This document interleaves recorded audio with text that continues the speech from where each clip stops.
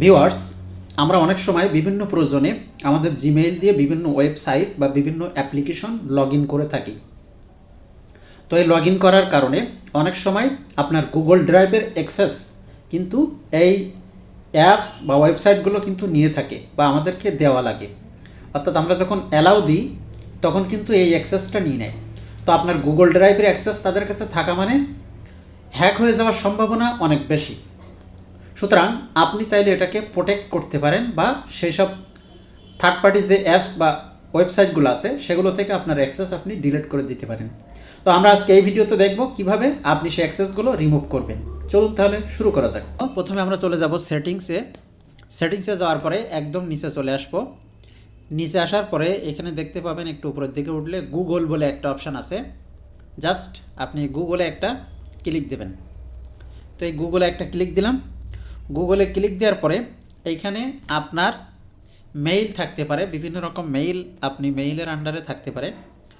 তো এখন সেই যে মেইলটা আপনি চেক করবেন সেই মেইলটা এখান থেকে এই ড্রপডাউন মেনুতে ক্লিক করে আপনি সিলেক্ট করে দেবেন। দেওয়ার পরে এখন আমরা এই যে অল সার্ভিস বলে যে অপশানটা জাস্ট এটাতে একটা ক্লিক দেব।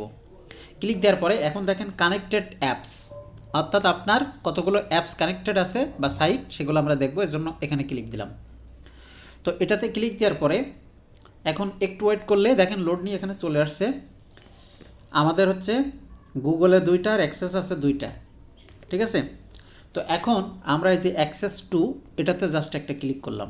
দেওয়ার পরে এখানে এই যে দেখেন ড্রাইভ, জাস্ট ড্রাইভে যদি আপনার অপ্রয়োজনীয় কোনো ওয়েবসাইট বা অ্যাপস এর অ্যাক্সেস দেওয়া থাকে অবশ্যই সেটাকে আপনি রিমুভ দেবেন।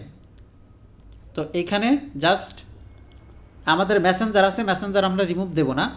তো এখান থেকে জাস্ট আমরা ক্লিক দিলাম। ক্লিক দেওয়ার পরে আমি আপনাদেরকে দেখাচ্ছি যে কিভাবে ডিলিট করবেন।